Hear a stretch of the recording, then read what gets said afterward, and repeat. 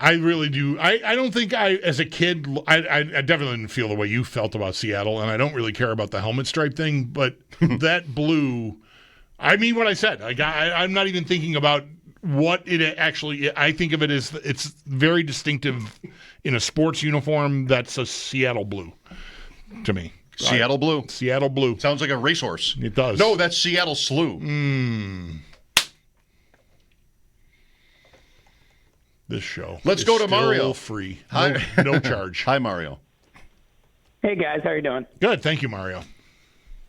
Hey, on the topic, I know this is going to be a basic suggestion, but I love the '90s blue uniforms with the red helmet. I would love to see the Bills trot out in those and see Allen winning those. Well, they are going to wear the red helmets at the end of the year. The final game will feature the red helmet, but not the entire uniform.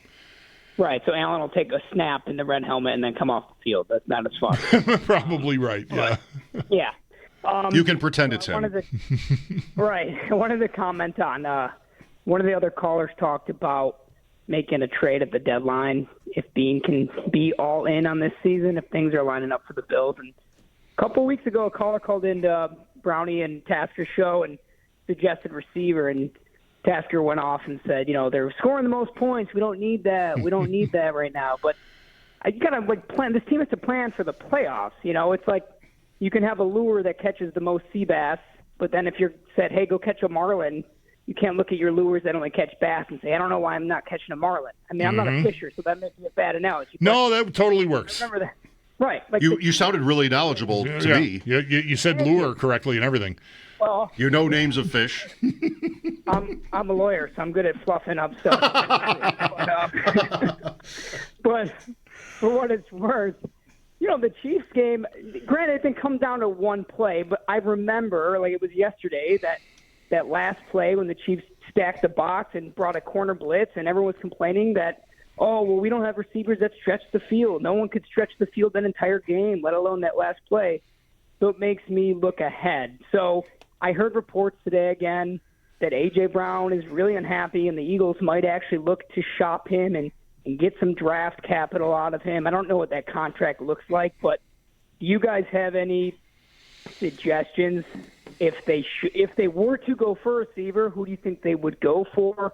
If Brown would be a good fit, I know his attitude sucks, so maybe not, but who would you go for, and what position would you focus on if it wasn't a receiver?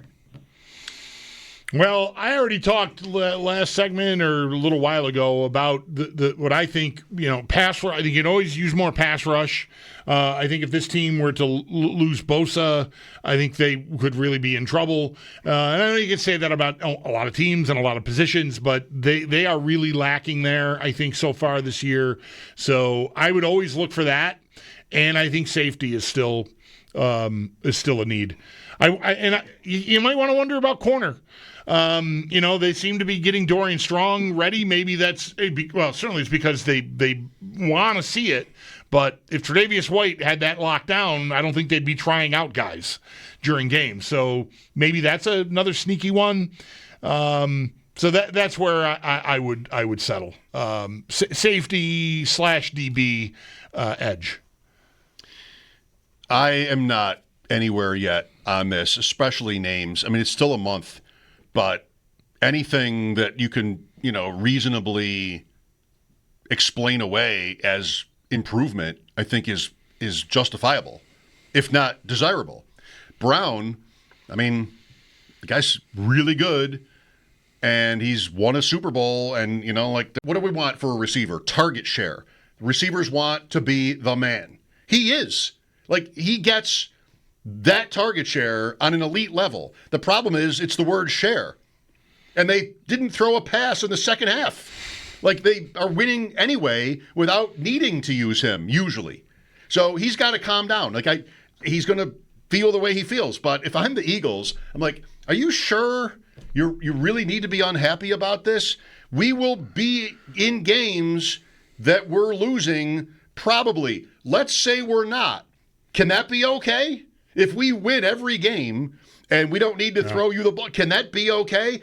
If not, man, we probably won't win every game, and we will need you. So what do you think? How about you get on board with this? How do you trade him?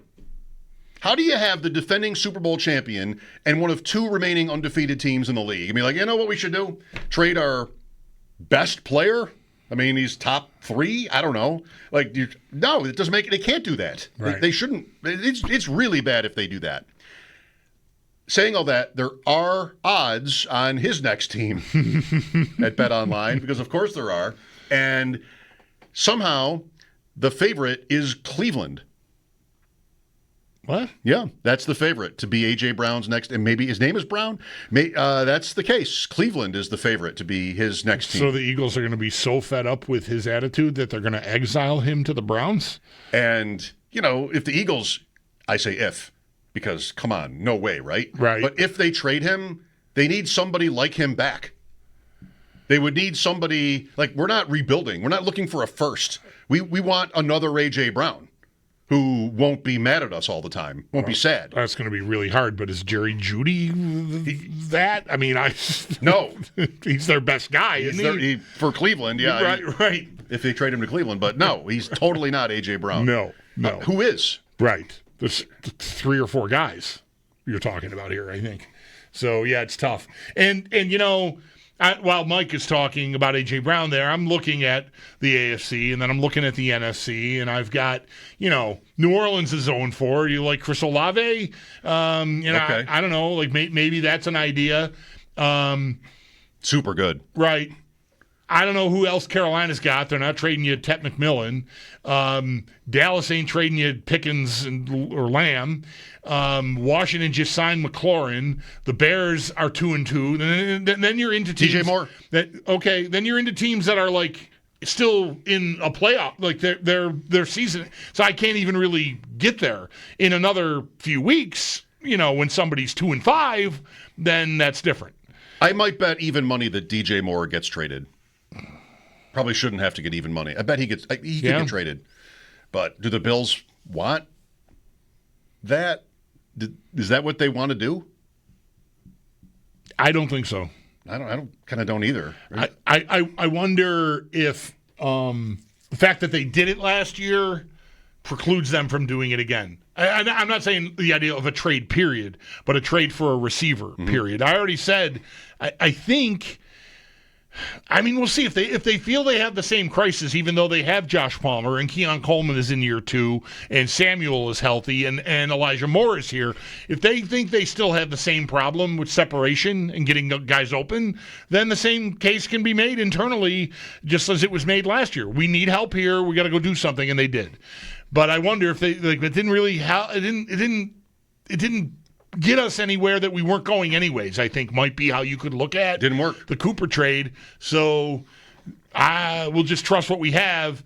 And as much as they have spent assets on defense, I think there are still holes. Again, we haven't seen the full crew yet because you've had injuries and suspensions, and so we don't know what there is there yet. But they will get a look at that before this has to be decided. So I still would look at that side of the ball before I would look at receiver. From their standpoint, I would love a top-shelf receiver.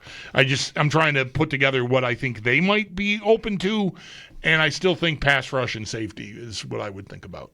Okay. Thanks, Mario. Mike Schopp and